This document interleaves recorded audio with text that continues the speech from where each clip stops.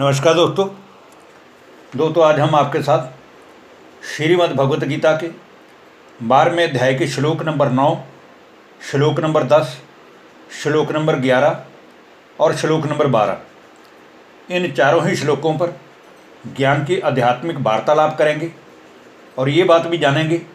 कि गीता के भगवान ने अर्जुन को इन चारों ही श्लोकों के माध्यम से कहना क्या चाहा है। दोस्तों आज के ये जो 12वें अध्याय के चारों श्लोक हैं, इनमें मनुष्य रूप से भगवान ने अर्जुन को ये रहस्य स्पष्ट किया है कि अगर कोई भी व्यक्ति संसार का मुझे याद तो करना चाहता है और वह याद करने का प्रयास भी करता है, परंतु यथार्थ पहचान नहीं होने के कारण उसके मन की बात मुझ ईश्वर तक नहीं पहुंच पाती है, अर्थात वो भगवान को मन से याद करने में अभी समर्थ नहीं है। तो भगवान कहते हैं कि हे अर्जुन, तू निरंतर मुझे याद करने का अभ्यास कर, क्योंकि किसी भी चीज़ को पाने या प्राप्त करने के लिए जब बार बार प्रयास किया जाता है, बार बार अभ्यास किया जाता है, कोई लक्ष्य निर्धारित कर लिया जाता है, तो उसकी प्राप्ति एक ना एक दिन हो ही जाती है। फिर भी हे अर्जुन, अगर बार बार मन से मुझे याद करने का अभ्यास भी तुझसे नहीं हो पा रहा है, तो तू फिर जो भी कर्म कर रहा है और जिस भी कारण से कर रहा है, वह सब कर्म मेरे आश्रित होकर कर, या फिर सभी कर्मों को केवल नियमित भाव से करता चल, क्योंकि ऐसा करने से भी तू सहज ही मेरी प्राप्ति का अधिकारी बन सकता है। परंतु हे अर्जुन, अगर मेरी प्राप्ति के पुरुषार्थ में मन से मुझे याद करने का लक्ष्य लेकर तू इस विधि से भी मुझे पाने में असमर्थ है, तो फिर तू केवल मुझ एक ईश्वर की प्राप्ति के लिए एकाग्रचित हो, परंतु अगर तू मुझे इस साधन द्वारा भी प्राप्त करने में असमर्थ है, तो फिर तू अपने मन, बुद्धि और संस्कारों पर विजय प्राप्त करने वाला बन और मेरे निमित्त या मुझे पाने के लिए जो जो भी कर्म कर रहा है, उन सभी कर्मों के फल की आसक्ति का त्याग कर, अर्थात केवल कर्म कर और कर्म करता हुआ भी मन से सभी कर्मों के फल का त्याग कर। तो दोस्तों अब हम शुरू करते हैं श्रीमद् भगवत गीता के अध्याय नंबर 12 का श्लोक नंबर 9, जिसमें अर्जुन को समझाते हुए भगवान कहते हैं, अथ चितम समाधातुम ना संकोशी मयि स्थिरम अभ्यास योगेन ततो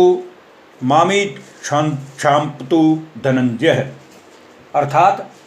भगवान अर्जुन को समझाते हुए कह रहे हैं कि हे अर्जुन, अगर तू मन को पूरी तरह से मुझे लगाने में समर्थ नहीं है, अर्थात तू जब भी मेरी याद में बैठता है तो तेरा मन मुझ में एकाग्रचित नहीं होता है,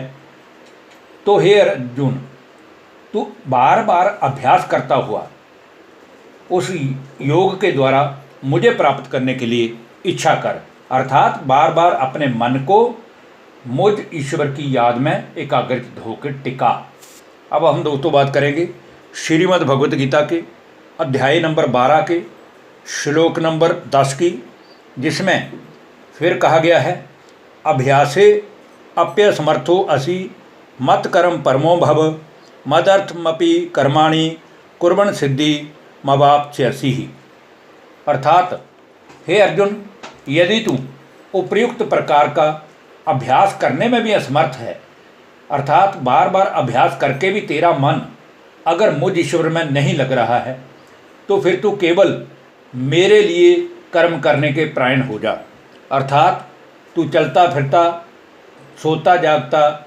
हर कर्म करता हुआ निरंतर ही मेरे निमित्त ही कर्म कर और मेरे निमित्त करता हुआ मेरी प्राप्ति रूप सिद्धि को तू अवश्य ही प्राप्त होगा। अब हम दोस्तों बात करेंगे श्रीमद् भगवत गीता के अध्याय नंबर 12 के श्लोक नंबर 11 की, जिसमें कहा गया है, अथैत दप्य शक्तोऽसि कर्तुम मद्योगमम आश्रितः सर्वकर्म फल त्यागम ततः कुरु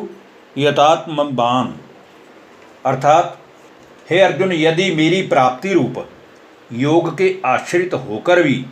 उपयुक्त साधन करने में भी तू असमर्थ है, अर्थात तू सभी कर्म करते हुए मुझे याद नहीं कर पा रहा है, तो भी तू फिर ये जो मन बुद्धि और संस्कार हैं, या जो तेरी कर्म इंद्रियाँ हैं, इन सभी के ऊपर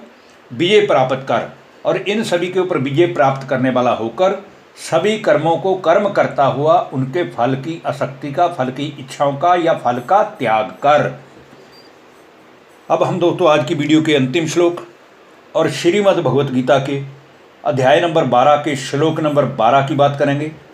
जिसमें कहा गया है, श्रेयो ही ज्ञानम अभ्यासाद ज्ञानाम ध्यानाम विशिष्यते ध्यानात् कर्म फल त्यागा च शांतिरनंतरम। अर्थात मर्म को ना जानकर किए गए अभ्यास से ज्ञान श्रेष्ठ है। अर्थात जब तक हमें किसी भी बात का ज्ञान नहीं है, पहचान नहीं है, तो उस चीज़ को पाने के लिए हमें अभ्यास करना है, लेकिन अभ्यास से पहले भी उस चीज़ का ज्ञान होना बड़ा जरूरी है। और ज्ञान से मुझ परमेश्वर के स्वरूप का ध्यान बड़ा श्रेष्ठ है, क्योंकि जब हमें ज्ञान मिल गया कि परमात्मा कौन है, परमात्मा का रूप क्या है, परमात्मा को याद कैसे किया जा सकता है, परमात्मा से हमारा संबंध क्या है, परमात्मा रहते कहाँ हैं,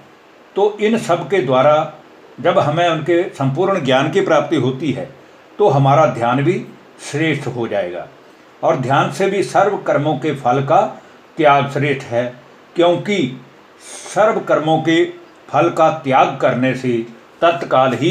परम शांति प्राप्त होती है। धन्यवाद। नमस्कार दोस्तों।